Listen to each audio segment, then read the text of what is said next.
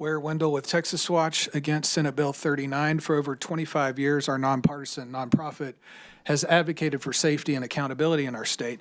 You, as lawmakers, are being asked to contort the law for the second time in just a few years. And you're doing it in a state where large trucks kill and maim more citizens than anywhere else in the country. Anywhere else. This is federal data. Since at least 2017, Texas has ranked first in the country for the most large truck crashes.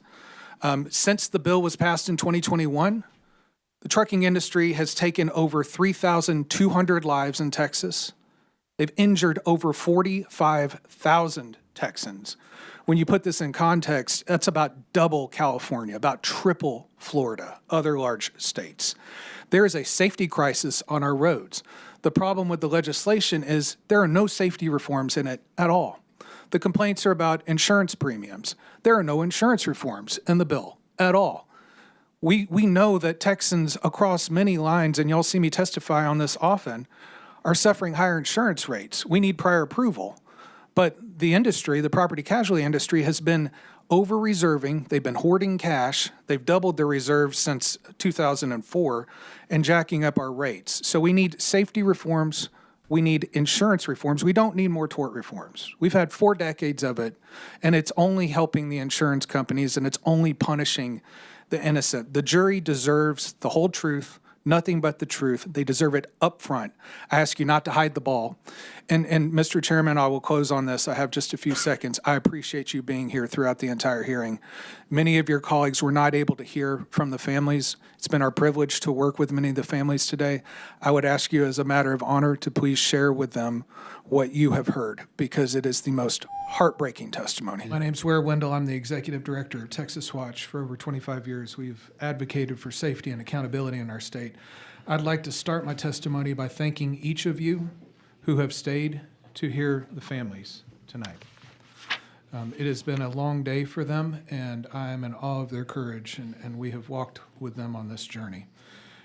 The commercial vehicle industry is back before you after just 4 short years, asking you to change the law again in their favor. I want to spend my time with you, Mr. Chairman, trying to speak to things that haven't been mentioned yet or giving you detail that has not yet been before you. You've heard that we are the most dangerous state in the country when it comes to large truck wrecks. That has been the case since at least 2017. That was the last data that we could pull. Mr. Chairman, since the trucking industry came before the legislature in 2021, I pulled the numbers. So they made representations to this body, and they said we need a law. And since then, they have taken 3,222 lives in this state. They have injured 45,878 Texans. We have a crisis in this state. That is the word for it. Texas, when compared to other large states, we have more than twice as many fatalities than California, almost 3 times as many as Florida, and that holds for injuries as well. So there's a problem in this state when it comes to safety from the commercial vehicle operators. We agree that the jury needs the evidence. They need the whole truth. They need it up front. They need it up front. The jury needs to hear about the company's wrongdoing and why that driver was put behind the wheel. We need safety reforms. Mr. Chairman, I commend to the entire committee the Institute for Safer Trucking. In my experience, they are very responsive.